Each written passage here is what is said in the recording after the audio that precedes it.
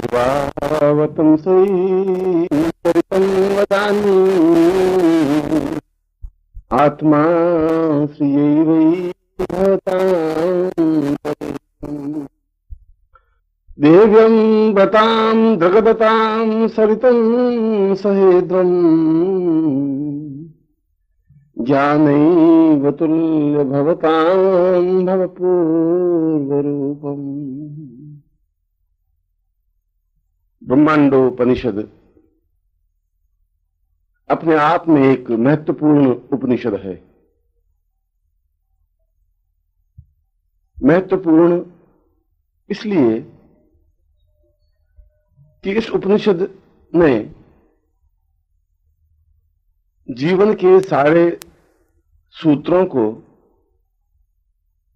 स्पष्टता के साथ खोलकर रख दिए हैं। पहली बार उपनिषदकार ने उन जटिल प्रश्नों को हल करने में सफलता पाई है जो हमारे जीवन से जुड़ी हुई है। इस उपनिषद में स्पष्ट रूप से यह बताया गया है कि जीवन केवल वही जीवन नहीं होता जिसका एक छोर जन्म होता है और दूसरा छोर मृत्यु। हमने अज्ञानतावश जीवन की परिभाषा संकुचित और छोटी सी कर दी है। हम यह समझ बैठे हैं कि जिस क्षण हमारा जन्म हुआ उसी क्षण से हमारा जीवन प्रारंभ हुआ और जिस क्षण हमारी मृत्यु हुई उसी क्षण हमारे जीवन का अस्तित्व समाप्त हुआ। पर यह परिभाषा तो संकीर्ण है, अधूरी है, बेमानी है। यह परिभाषा सत्य की कसौटी पर खरी नहीं उतरती, क्योंकि जीवन केवल उतना ही जीवन नहीं है जो हम समझ बैठे हैं। यह तो संपूर्ण जीवन का एक हिस्सा है। इससे पहले भी हमारा अस्तित्व जरूर रहा होगा। हो सकता है हम पृथ्वीलोक में रहे हों, पितर लोक में रहे हों, गंधर्व या किन्नर लोक में रहे हों या किसी योनि या आत्मा में रहे हों, क्योंकि शरीर भले ही एक समय विशेष को साथ लेकर चलता है, मगर जीवन का अस्तित्व तो शरीर से भी परे है। इस जन्म से पहले भी हमारा जीवन था और मृत्यु के बाद भी हमारा जीवन बना रहेगा। यह हमारा दुर्भाग्य है कि हमने जीवन के उस भाग को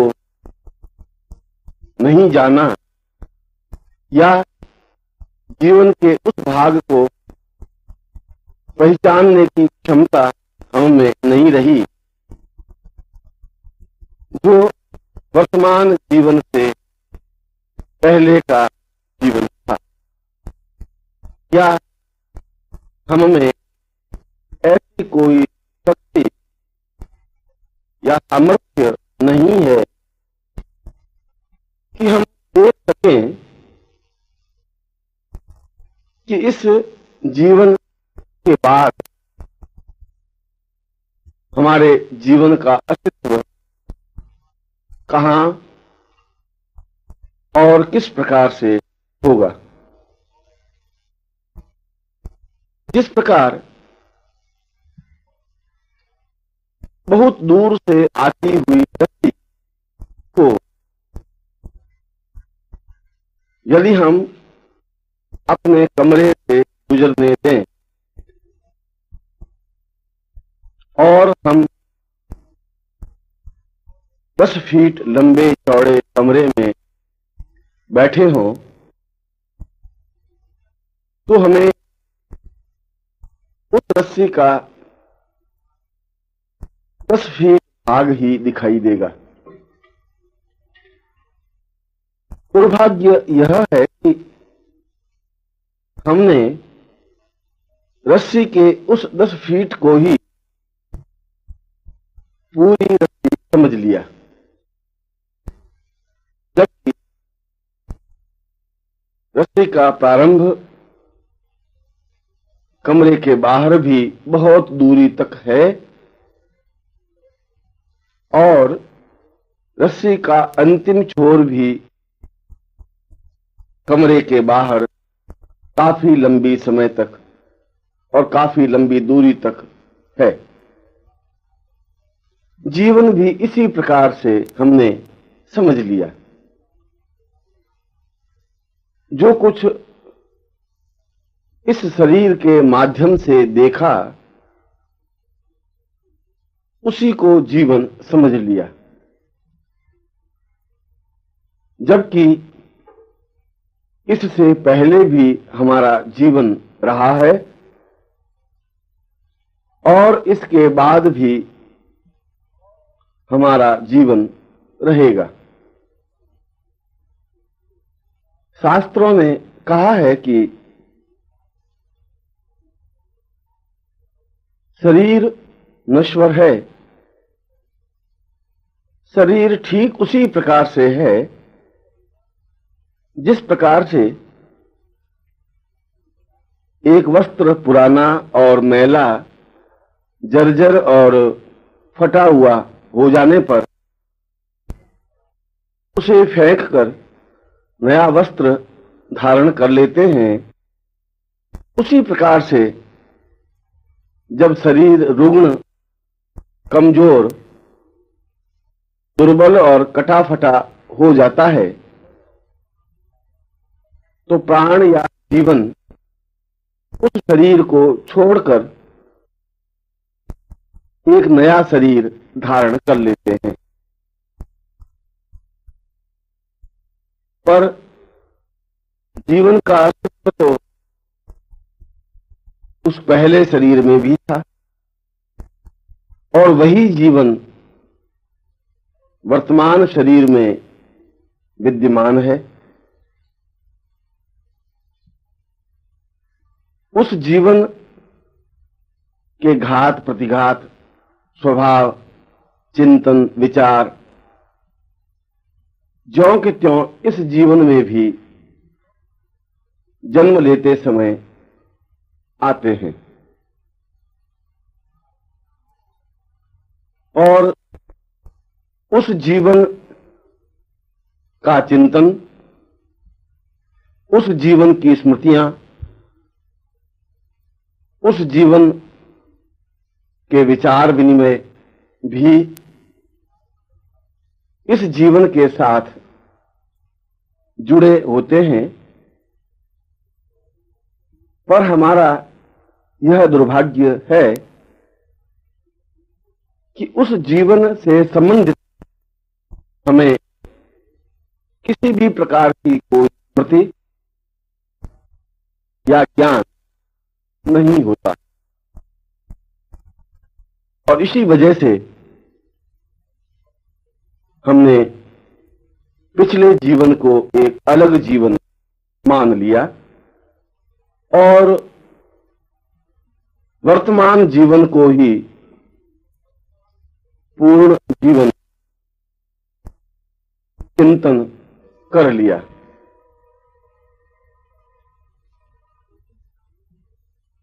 पर यदि इस जीवन को समझना है, इस जीवन के रहस्यों को स्पष्ट करना है,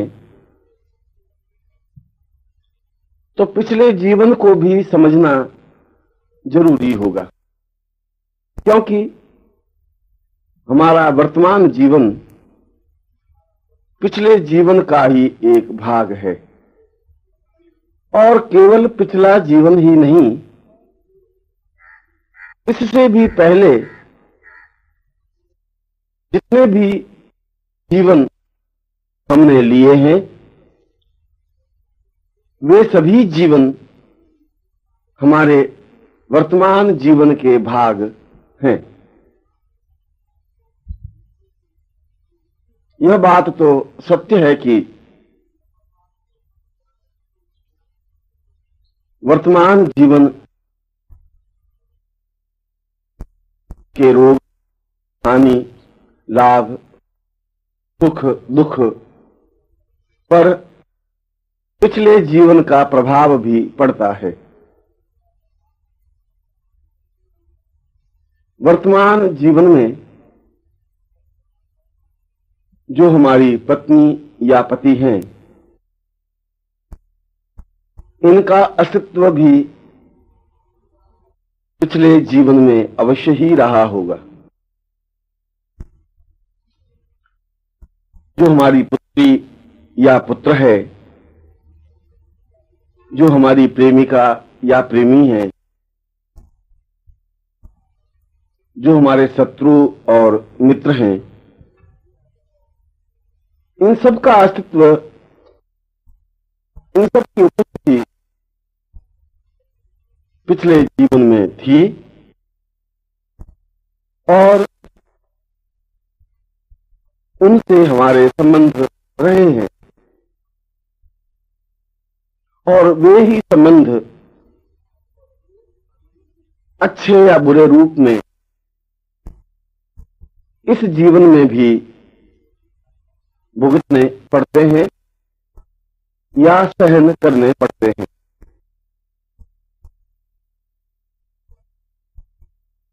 ऐसा हो सकता है कि वर्तमान जीवन में जो तुम्हारी पत्नी या पति हैं, वे पिछले जीवन में पत्नी या पति न हो, आपका उनका संबंध शत्रुवत रहा हो। ऐसा हो सकता है कि वर्तमान में जो आपकी पत्नी है, पिछले जीवन में आपकी परिचिता रही हो और आपने उसको धोखा दिया हो, उसको नुकसान पहुंचाया हो, उसके जीवन को बर्बाद किया हो, और वह प्रतिशोध, उस प्रतिशोध की आग उस स्त्री के मन में अवश्य ही रही होगी, मगर उसकी व्यवस्था होगी कि वह आपका कोई अहित न कर पाई हो। और वही परिचिता इस जीवन में बदला लेने के लिए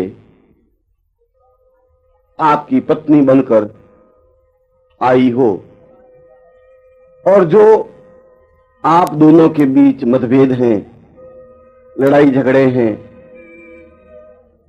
उपेक्षा है, अनादर है, जो एक दूसरे को देखना भी पसंद नहीं करते, जो तनाव है, उसका कारण यह हो कि वह पिछले जीवन का बदला ले रही हो। ठीक इसी प्रकार वर्तमान में जो आपके पति हैं, वह पिछले जीवन में पति न हो और वह कोई परिचित रहा हो, किसी वजह से आप दोनों के बीच मतभेद हो, इस व्यक्ति ने धोखा दिया हो और बदला लेने के लिए ही पति रूप में इस जीवन में आकर जीवन को दुखमय बना रहा हो। वर्तमान जीवन के पति पत्नी के इन संबंधों को पिछले जीवन के द्वारा ही समझा जा सकता है। यदि हम एक क्षण ठहर कर सोचें कि जिसके साथ हमने 7 फेरे खाए हैं, जो हमारा पति है, शादी के इतने वर्ष बाद भी उसके साथ अनुरक्ति क्यों नहीं है, क्यों नहीं प्रगाढ़ता है, क्यों आपसी मतभेद, तनाव और परेशानियां हैं, क्यों एक दूसरे के प्रति शक और नफरत है। इसकी बजाय एक दूर रहने वाले व्यक्ति से, जो हमारा पति नहीं है, सामाजिक दृष्टि से उसके साथ प्रतिभाव नहीं है, फिर भी हमारे मन में उसके प्रति इतनी अनुरक्ति क्यों है, क्यों हम मन ही मन उसे पति के रूप में देख रहे हैं। हमारे मन में उसके प्रति चाहत क्यों है, क्यों हमारी इच्छा रहती है कि वह सही है, उसके साथ जीवन सुखमय व्यतीत हो सकता है। क्यों वह जब मिलता है तो हृदय में एक उमंग और आनंद की सृष्टि होने लगती है, क्यों हर समय आंखों में उसकी ही तस्वीर और चिंतन बना रहता है। ऐसा क्यों होता है? वर्तमान जीवन में तो ऐसा कोई तथ्य दृष्टिगोचर नहीं होता,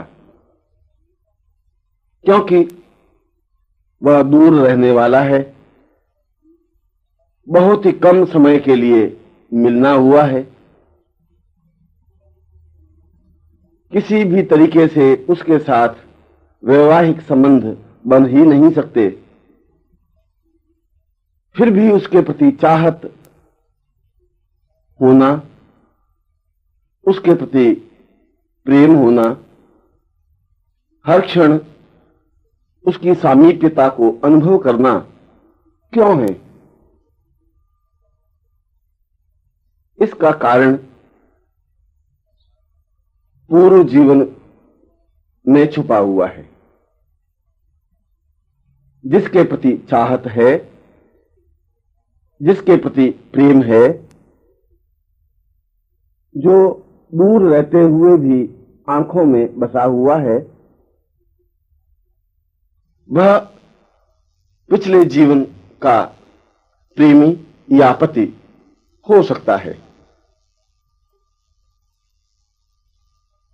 यह अलग बात है कि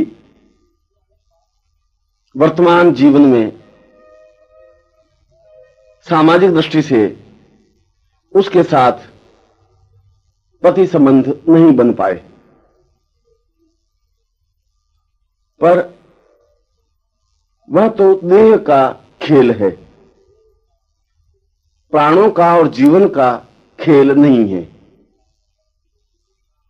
प्राण और जीवन तो उसी को पति मानेंगे जो पिछले जीवन में भी रहा है। देह और समाज कहेगा कि यह गलत है, जीवन कहेगा कि यही सत्य है। देह और समाज कहेगा कि यह सामाजिक मान्यताओं और मर्यादाओं के विपरीत है, पर यह समाज तो देह से संबंधित है और देह के साथ ही साथ सामाजिक मर्यादाएं भी समाप्त हो जाती हैं। इसलिए जब समाज कहता है कि जो व्यक्ति तुम्हारा पति नहीं है, उसके प्रति चाहत नहीं हो, पर जीवन तो उसी के साथ जुड़ा होता है और पूरा जीवन उसके साथ जुड़ा रहेगा। हम चाहते हुए भी उस व्यक्ति के चिंतन और उस व्यक्ति की तस्वीर को आंखों के सामने से धुंधला नहीं कर सकते। मन में मिलने की कसक और हृदय में प्रेम की अनुभूति बनी रहेगी।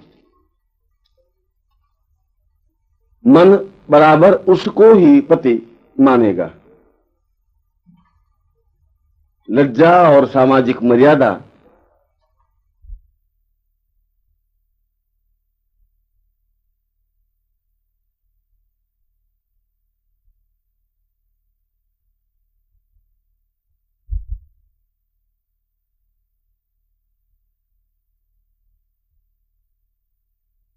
पर ये बंधन मन की छटपटाहट को समाप्त नहीं कर सकते। इसीलिए मन में छटपटाहट है, इसीलिए मन में वेदना है, इसीलिए पति या पत्नी के बीच मधुरता या आत्मीयता नहीं है, इसीलिए किसी अन्य पुरुष या स्त्री के प्रति अपनत्व और आत्मीयता है। इसीलिए जो वर्तमान जीवन में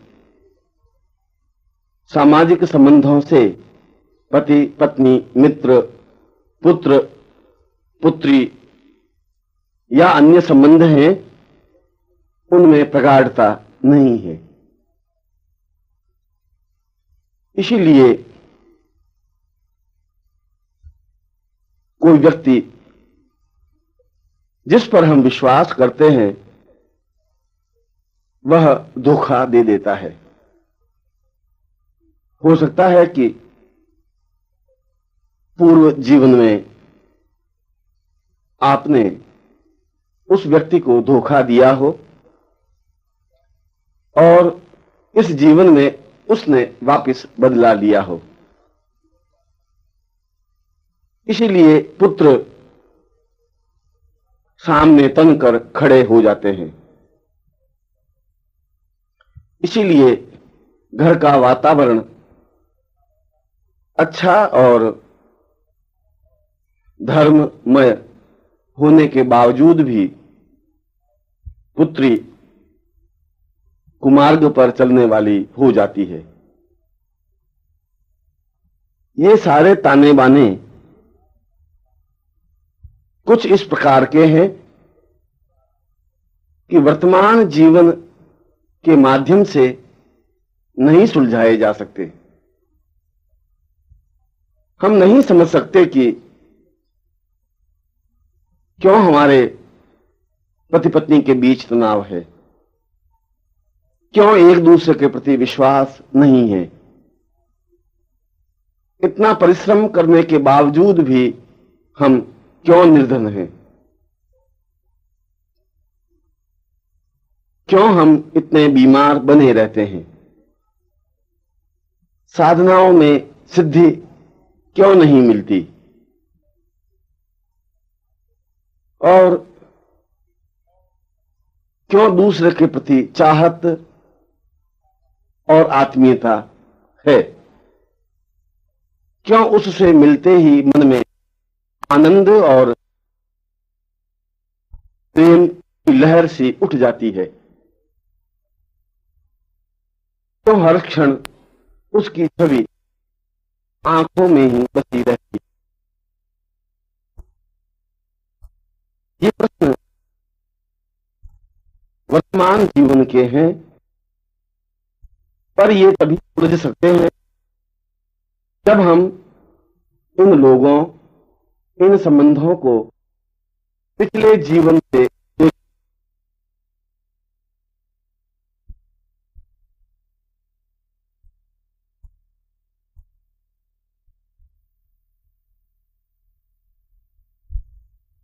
यह पति मेरा पति नहीं है, यह संबंध मेरे। अब यह तो स्पष्ट हो गया कि हमारे वर्तमान जीवन के सुख दुख पर, वर्तमान जीवन के संबंधों पर पिछले जीवन का प्रभाव रहता ही है और उसी वजह से संबंधों के निर्वाह होते हैं। देह से भी जीवन ज्यादा प्रामाणिक और मूल्यवान होता है। इसलिए पिछले जीवन का पति ही सही अर्थों में पति माना जा सकता है। सामाजिक मर्यादाएं कुछ भी कहती हों, पर उन संबंधों को भी नकारा नहीं जा सकता। जब तक उन संबंधों को जीवित नहीं किया जा सकता, तब तक सुख और आनंद की उपलब्धि नहीं हो सकती। और जब तक जीवन में आनंद और सुख नहीं है, तब तक जीवन का कोई मूल्य और महत्व भी नहीं है।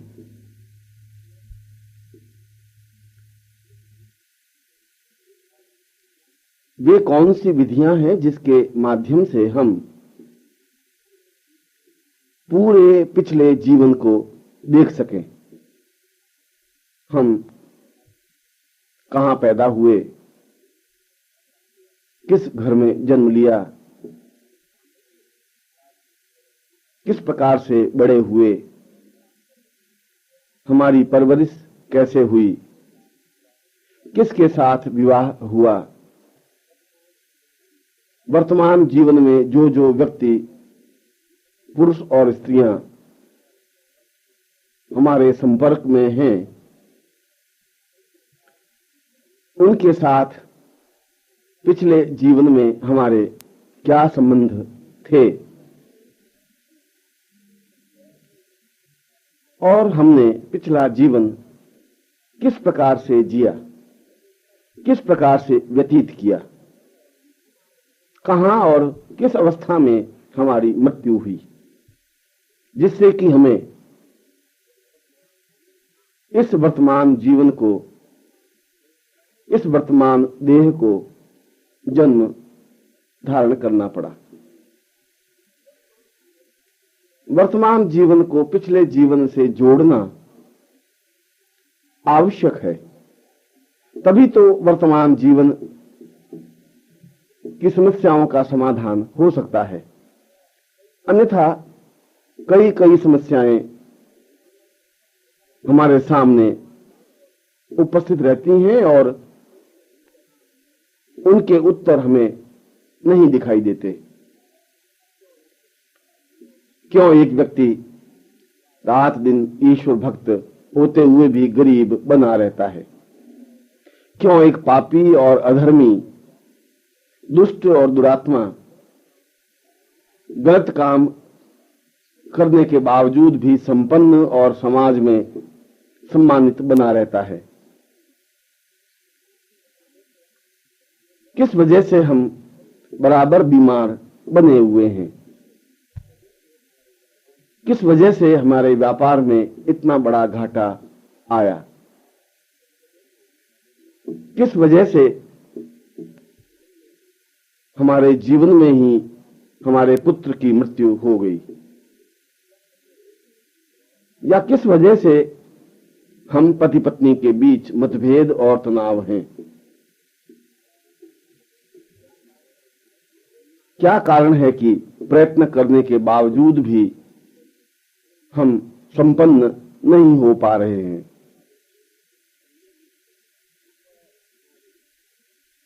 हमारे अपने गुरु के साथ कैसे संबंध रहे हैं? इतने दूर होने के बावजूद भी उनके प्रति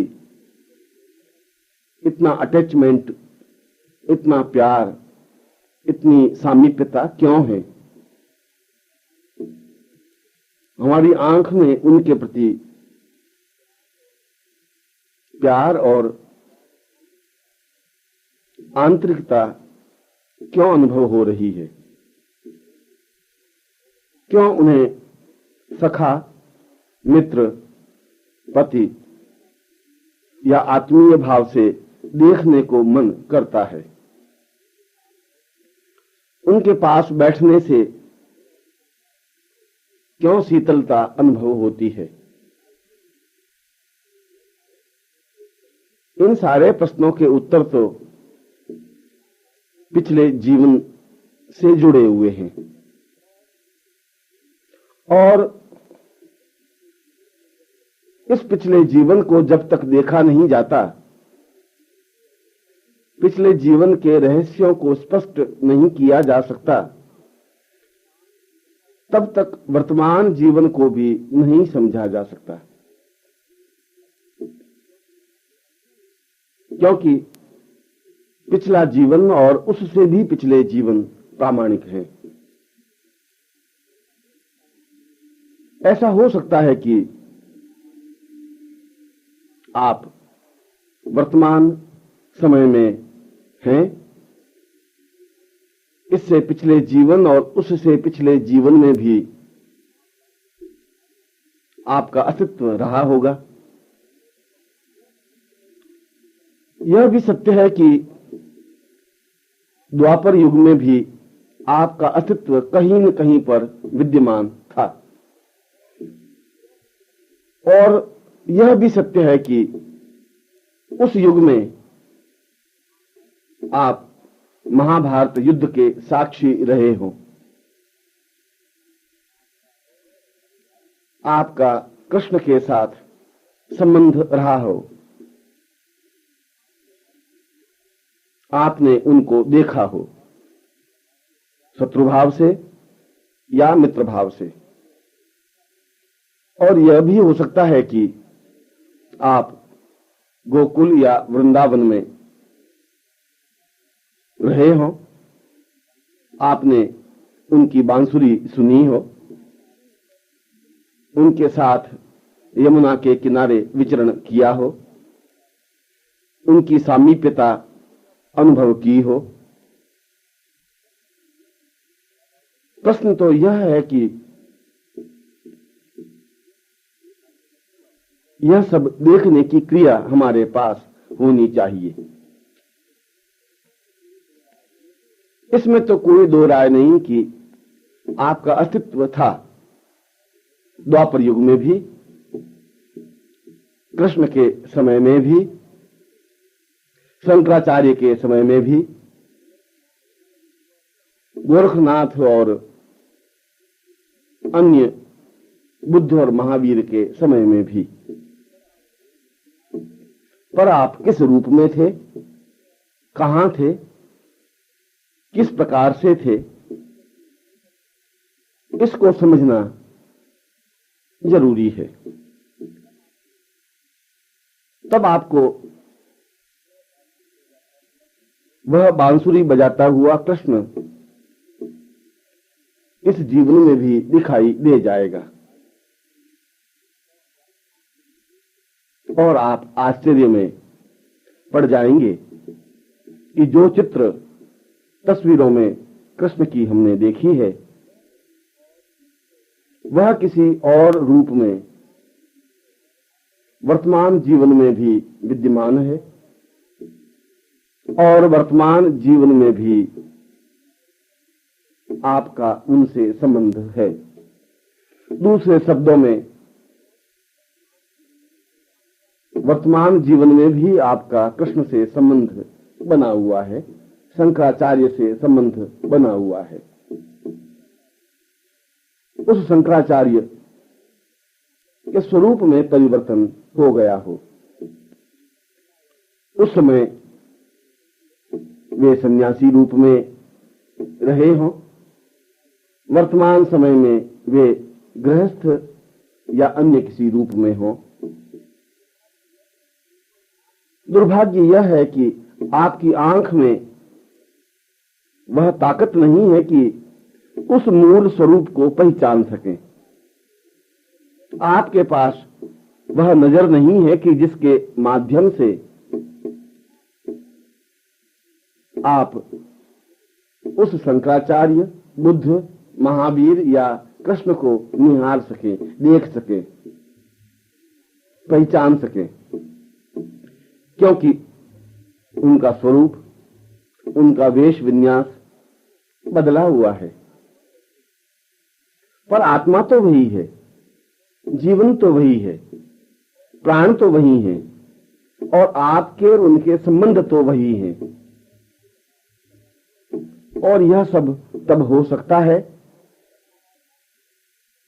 जब आपके हाथ में कोई ऐसी युक्ति दे दी जाए जिसके माध्यम से आप अपने पिछले जीवन और पिछले कई जीवन को देख सकें, पीछे की ओर जा सकें, उन संबंधों को परख सकें और उनका तालमेल वर्तमान जीवन से कर सकें। तभी तो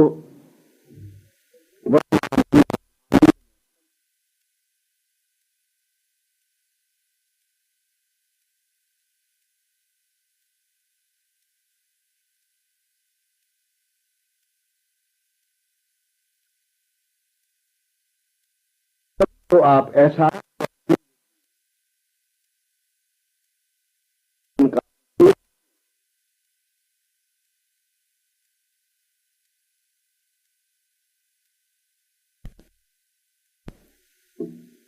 ऐसा न वह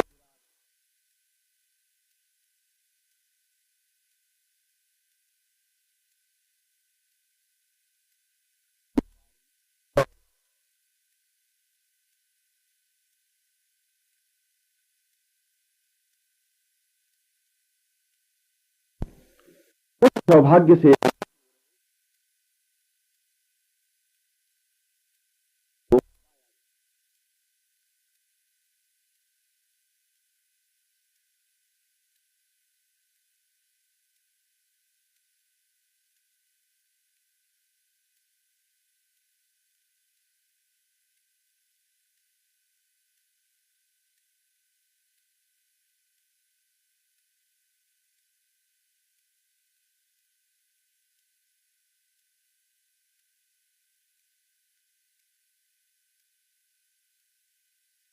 भी ना ही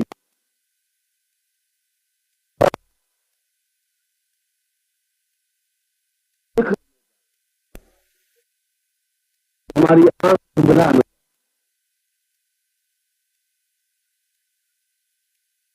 समाप्त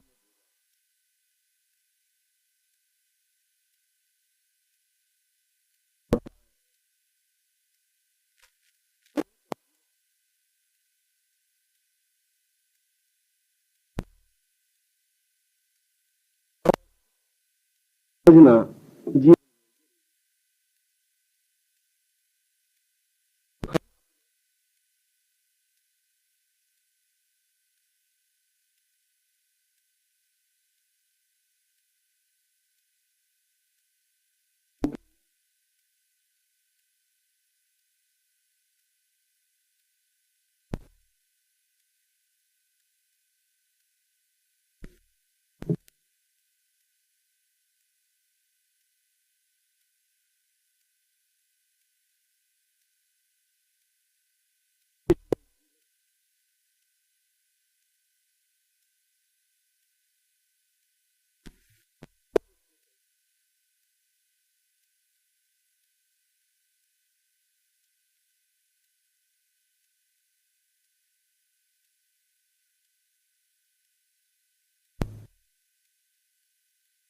कहाँ पैदा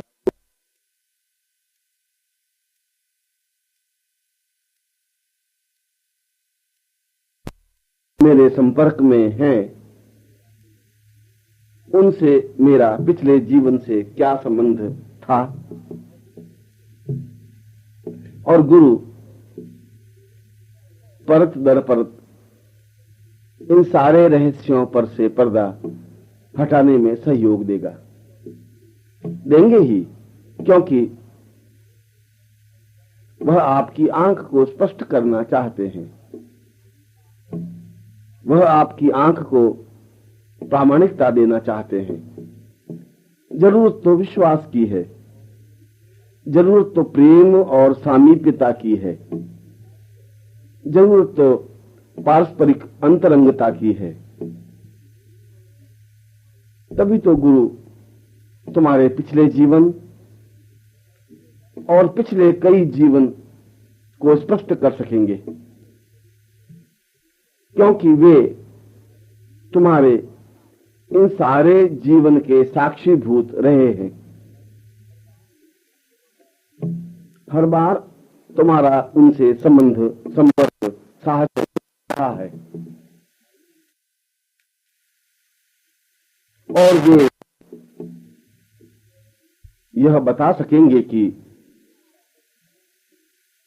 उनका तुमसे क्या संबंध, किस प्रकार का संबंध, कैसा संबंध रहा है, कहां रहा है, किस प्रकार से रहा है। और आप उस स्थान पर जाकर इसकी जांच कर सकते हैं। यदि वो बताते हैं कि अमुक स्थान पर तुम्हारा जन्म हुआ, तुम बड़े हुए, अमुक स्त्री से विवाह हुआ, इस प्रकार का जीवन व्यतीत किया, तो बताई हुई तरीकी और बताए हुए स्थान पर जाकर आप उनके कथन को प्रामाणिकता की कसौटी पर कस सकते हैं, देख सकते हैं, समझ सकते हैं, परख सकते हैं। और तब आपके सामने से वह पर्दा हट जाएगा जिसकी वजह से आप वर्तमान जीवन को देख नहीं पा रहे हैं।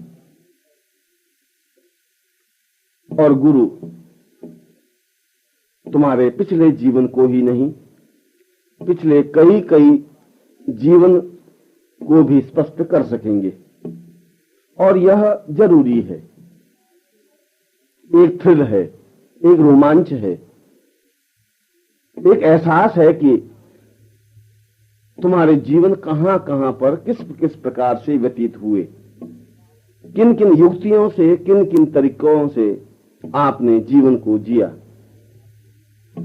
किन किन लोगों से आपके संबंध, संपर्क और साहचर्य रहा, उन लोगों का क्या प्रभाव वर्तमान जीवन में है।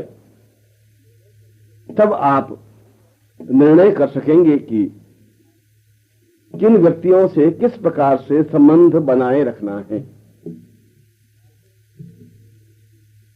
एक तो तरीका यह हुआ जो कि सुगम है, सरल है, प्रामाणिक है। दूसरा तरीका ब्रह्मांड साधना से हुआ। यदि हम ब्रह्मांड साधना संपन्न करते हैं तो उसके माध्यम से हम